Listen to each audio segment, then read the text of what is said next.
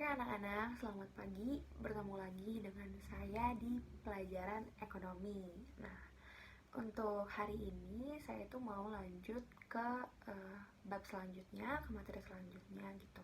Nah, tapi sebelumnya saya mau bertanya nih untuk anak-anak semua, apakah materi yang kemarin itu tuh sudah cukup jelas dan tidak ada yang perlu ditanyakan lagi atau masih ada yang mau ditanyakan lagi? Boleh langsung bertanya aja ya, biar nantinya ketika ulangan semuanya boleh dapat mengerti gitu, bisa mengisi soal dengan baik dan tidak remedial seperti itu. Nah mungkin materi yang kemarin mungkin masih cukup ya, masih dapat dipahami. Nah kita lanjut ke materi selanjutnya. Di sini saya akan membahas mengenai materi ketenaga kerjaan. Nah teman-teman semua pasti nggak ini dong, nggak asing ya sama ketenaga kerjaan. Nah, kita akan bahas dari pengertiannya dulu ya. Ketenaga kerjaan itu tuh merupakan segala hal yang berhubungan dengan masalah tenaga kerja pada waktu sebelum, selama, ataupun sesudah masa kerja. Nah, saya ulangi lagi ya. Jadi ketenaga kerjaan itu merupakan segala hal yang berhubungan dengan masalah tenaga kerja pada waktu sebelum, selama, dan sesudah masa kerja.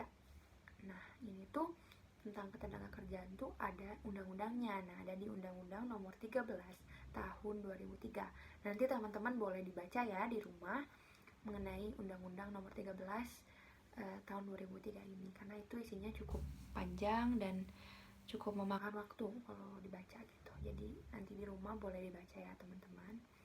Nah, dari tenaga kerja ini tuh ada tenaga kerja. Nah, tenaga kerja ini tuh artinya adalah setiap orang yang mampu melakukan pekerjaan guna menghasilkan barang dan jasa, baik untuk memenuhi kebutuhannya sendiri atau kebutuhan untuk masyarakat. Nah, dalam tenaga kerja ini tuh dibagi menjadi dua, ada angkatan kerja dan bukan angkatan kerja. Nah, angkatan kerja ini tuh ada pekerja dan pengangguran.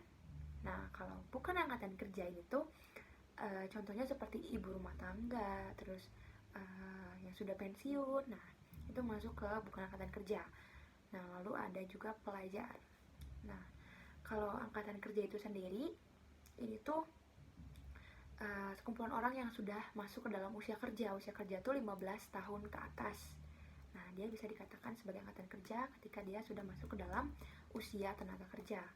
Nah, ada angkatan kerja itu tuh yang sudah masuk dalam usia kerja, yang walaupun belum memiliki pekerjaan ataupun sedang mencari, ataupun dia yang sudah punya pekerjaan namun tidak bekerja, seperti contohnya seorang PNS mungkin yang sedang melakukan cuti. Nah, itu bisa dianggap sebagai orang yang memiliki pekerjaan namun sedang tidak bekerja. Nah, pengangguran pun masuk ke dalam angkatan kerja karena dia masuk dalam usia angkatan kerja tadi.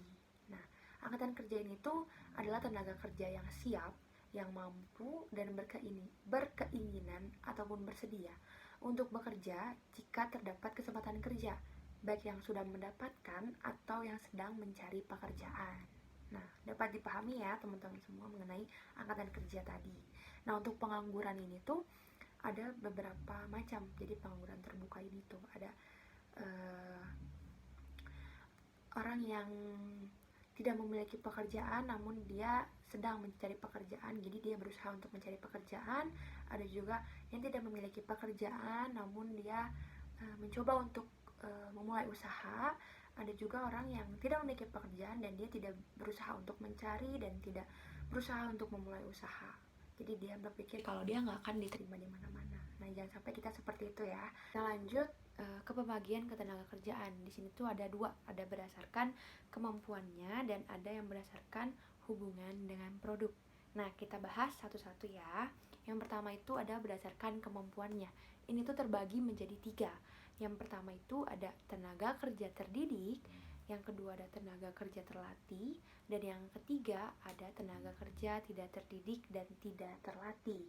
Nah, yang pertama tadi kan ada tenaga kerja terdidik. Tenaga kerja terdidik itu tenaga kerja yang mendapatkan suatu keahlian atau kemahiran pada suatu bidang karena pendidikannya, jadi karena sekolah formal ataupun non formal gitu.